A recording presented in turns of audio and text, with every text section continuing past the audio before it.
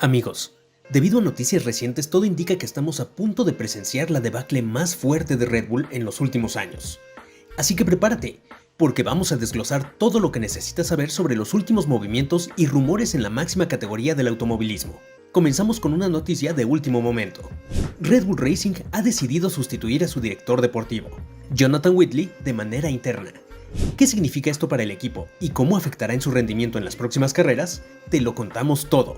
Además, el director técnico de Red Bull ha expresado su insatisfacción con el desempeño del RB20, el coche que han pilotado Checo Pérez y Max Verstappen esta temporada. ¿Qué fallos ha identificado y cómo planea el equipo solucionarlos? Y después, un tema que está en boca de todos, los rumores sobre un posible cambio de Max Verstappen a Mercedes. Este sería uno de los movimientos más sorprendentes y controvertidos en la historia reciente de la Fórmula 1. Vamos a realizar un análisis técnico y estratégico sobre estos rumores.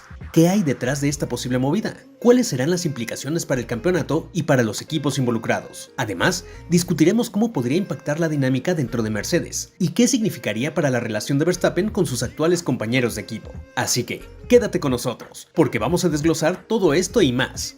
Comenzamos. Red Bull Racing ha anunciado que reemplazará a su director deportivo, Jonathan Whitley, con personal interno del equipo. Whitley ha sido una figura clave en Red Bull desde 2006 y ha jugado un papel fundamental en los éxitos del equipo, incluyendo múltiples campeonatos de constructores y pilotos. La decisión de hacer el cambio internamente refleja la confianza del equipo en su estructura organizacional y en la capacidad de su personal para asumir roles más destacados. Red Bull no ha especificado quién asumirá el puesto de Whitley, pero la transición se espera que sea fluida para mantener el rendimiento y la cohesión del equipo. La salida de Jonathan Whitley marca el final de una era significativa para Red Bull. Whitley ha sido una pieza central en la parte estratégica y operativa del equipo, contribuyendo directamente a sus logros a lo largo de casi 2 décadas. Su reemplazo por personal interno indica que Red Bull confía en su propio sistema de desarrollo de talento y cree en la capacidad de sus empleados para asumir roles de mayor responsabilidad. Whitley dejará Red Bull al final de la presente campaña tras 18 años en el equipo campeón del mundo de la Fórmula 1 y se convertirá en el director de la escudería Audi de Fórmula 1 tras la revisión de su propia estructura directiva. El gigante automovilístico alemán se ha hecho cargo de Sauber, con sede en Suiza, con vistas a producir su propio coche y motor para la temporada 2026. Pero ha tenido dificultades para hacer progresos significativos y ha perdido la oportunidad de contratar a su principal objetivo, Carlos Sainz, quien ya firmó con Williams. Algunas fuentes afirman que Red Bull buscará sustituir a Whitley desde dentro de la organización, dando al equipo la oportunidad de renovar su estructura de gestión, aunque Christian Horner seguirá al mando. Las salidas de Whitley significan que Red Bull se verá obligado a reorganizar su estructura y su muro en boxes. Esto podría suponer el regreso del papel de jefe de equipo, en lugar del título de director deportivo que ostentaba Whitley. Esto sería muy beneficioso, ya que Red Bull busca recortar costos para cumplir con el límite de gastos de la Fórmula 1, mientras que las salidas de Whitley y Newey harán que aumenten las especulaciones de que Red Bull está en crisis. Otra corriente de pensamiento es que el equipo está en un estado de evolución, con personal veterano dejándole el paso al nuevo. Al diseñador Pierre Bache se le ofrecieron nuevas condiciones pocos días antes de que se confirmara la marcha de Newey, y es posible que se haya identificado un nuevo objetivo para el puesto de Whitley. Era bien sabido en el paddock que Whitley albergaba aspiraciones de ser jefe de equipo. A principios de año se lo relacionó con el puesto de Horner, cuando este se enfrentaba a una investigación interna. Eso creó malestar en el equipo antes de que Whitley firmara una carta de apoyo, prometiendo su fe a Horner, que lo firmó desde Renault en 2006. Red Bull podría ahora dividir el puesto ocupado por Whitley, posiblemente promoviendo a Gianpiero Lambiasi, que ya es jefe de ingeniería de carrera, así como ingeniero de carrera de Max Verstappen. Otra figura de alto nivel sería responsable de actuar como director del equipo en las negociaciones con la FIA. Las fuentes dicen que es improbable que busque candidatos externos y ve las salidas de personal altamente remunerado como una evolución. Pero ¿ustedes qué piensan, amigos? ¿Esta es una señal de evolución para la escudería de Milton Keynes o nos encontramos frente a una de las peores crisis de Red Bull? Nos encantaría saber su opinión en comentarios. Por otro lado, Pierre Bache, el director técnico de Red Bull Racing, ha expresado su insatisfacción con el rendimiento del RB20, el monoplaza utilizado por Max Verstappen y Sergio Checo Pérez en la presente temporada de Fórmula 1. A pesar de ser el vehículo dominante en la parrilla, Newey ha señalado que el coche no ha alcanzado el potencial que esperaba. La crítica se centra en áreas específicas del coche, que según Newey, necesitan mejoras para asegurar que el equipo mantenga su competitividad en las próximas carreras y temporadas. Esta declaración subraya la constante búsqueda de Red Bull por la perfección y la innovación en el desarrollo de su tecnología. Si bien el RB20 ha sido un coche impresionante en términos de rendimiento general, liderando numerosas carreras y consolidando a Red Bull como el equipo a vencer de la temporada actual.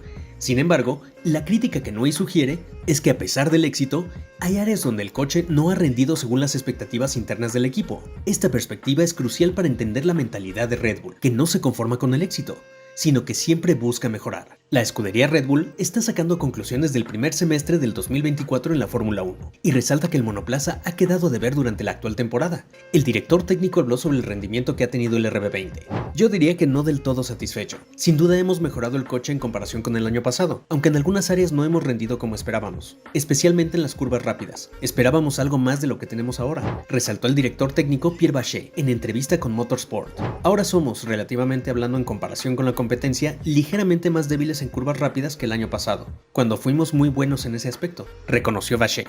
Recordemos que Red Bull se mantiene en el liderato de constructores con 408 puntos contra McLaren, que sigue muy de cerca y apretando, con 366 unidades. 21 puntos abajo aparece Ferrari, mientras que Max Verstappen sigue liderando la clasificación de pilotos con 277 unidades. Por su parte, Checo Pérez se ha rezagado con 131 unidades y actualmente ocupa el séptimo escalón. A inicios de la temporada se creía que el único problema de Red Bull sería el escándalo del caso Horner, pero eso solo fue el inicio del fin. Durante las prácticas de pretemporada y en su lanzamiento, pudimos apreciar un RB20 bastante diferente a su antecesor, el calificado como el monoplaza más dominante de todos los tiempos en la Fórmula 1. El RB19. Esto hacía que pensáramos en que el nuevo monoplaza de Red Bull sería un auténtico misil, cosa que no demostró en las primeras carreras, pero todos lo atribuimos a que apenas estaban ajustando y entendiendo los muy cambiados componentes de que dispone. Después nos enteramos y justificamos este retraso en el boom de su desempeño al hecho de que sin duda es el monoplaza más complejo jamás diseñado, ya que lo que se logró con el 19 ahora contaba con los esteroides aerodinámicos y los profundos cambios debajo del capó motor que lo convirtieron en el monoplaza más complejo de entender y por ende de ajustar en cuanto a reglajes de acuerdo a cada pista. Uno de los cambios más sustanciales en este modelo fue la separación de la refrigeración en 4 subsistemas encargados de enfriar componentes separados del auto. Esto haría que el seteo del RB20 pudiera ser adaptable a cualquier condición climatológica que se les presentara, no importando si hacía frío, calor o había lluvia. Otros cambios sustanciales se vieron a nivel de aerodinámica, con la inclusión de toberas de flujo de aire, más nuevas entradas de aire en puntos estratégicos y piezas intercambiables en cuanto a rejillas, tapas y cubiertas del capó motor que le permitían al auto no solo tener un mejor flujo de aire dentro, sino también en la superficie. Cada pieza intercambiable generaba un flujo de aire diferente, tanto en la succión y desplazamiento de aire como en el manejo de turbulencias, otorgándole muchísimas opciones de configuración aerodinámica que hacían del RB20 un monoplaza mutable y adaptable para cada requerimiento aerodinámico de cada trazado. Esto le haría un monoplaza que pudiera responder a circuitos de baja carga aerodinámica donde se tuviese que asegurar una buena velocidad punta. También circuitos lentos y con muchas curvas técnicas de doble vértice o enlazadas, donde lo que importase fuese el agarre aerodinámico para tener mejor control en curvas, etc. Pero lo que simplemente desmoronó la poca esperanza de quienes esperaban el despegue de Red Bull fue el anuncio de la partida de Newey de la organización, de manera que Red Bull tendría que despedirse del gurú de la aerodinámica, del único ser humano que tenía el entendimiento mayor del monstruo complejo que es el RB20, dejando a los de Milton Keynes con un conocimiento a medias del monoplaza, que se suponía debía catapultarlos a ganar otros 2 campeonatos, de manera que la falta de entendimiento del complejísimo auto presentado es lo que no le ha permitido a Red Bull el explotar todas las prestaciones que se suponía debía tener. Las 13 carreras disputadas han sido un viacrucis para ingenieros, entre el entendimiento de los sistemas y subsistemas del RB20 y el intentar desarrollar componentes que funjan como mejoras reales del monoplaza. Esta es la razón por la que ya nos ha tocado ver a los 2 pilotos de la escudería de la bebida energética probando diferentes configuraciones y equipamientos en sus respectivos monoplazas, con el objetivo de encontrar un punto de partida, una configuración con la que los 2 se sientan lo menos estresados al conducir y partir de ahí para poder terminar de entender y poder desarrollar componentes que sí funcionen, ya que a pesar de haber tenido 2 fechas de inclusiones de grandes paquetes de mejoras, en Imola y en Hungría, estos parecen no haber funcionado en absoluto, y por el contrario, han dificultado el correcto ajuste y reglaje de los monoplazas antes de cada carrera. Este tiempo invertido en encontrar un punto de partida es lo que en realidad ha retrasado enormemente el posible avance técnico de Red Bull, mientras las demás escuderías, al solo contar con una ligera evolución de los monoplazas del año anterior, se concentraron en desarrollar solo un poco sus unidades de potencia y sistemas subyacentes e implementar piezas de corte aerodinámico diseñadas para trabajar con el resto de piezas ya instaladas, o bien probar posibles piezas copiadas de otros monoplazas. Esto es lo que ha generado principalmente el estancamiento de los Bulls y el contraste con el avance progresivo de las escuderías que desean disputarle los puntos a los de Milton Keynes carrera tras carrera. Una situación parecida la podemos ver con Ferrari, ya que desde que inició la temporada anunció que el monoplaza con el que se correría esta temporada era una simple evolución del SF23 del año anterior. También anunció que no presentarían grandes paquetes de mejoras, sino que estas llegarían de a poco y carrera tras carrera.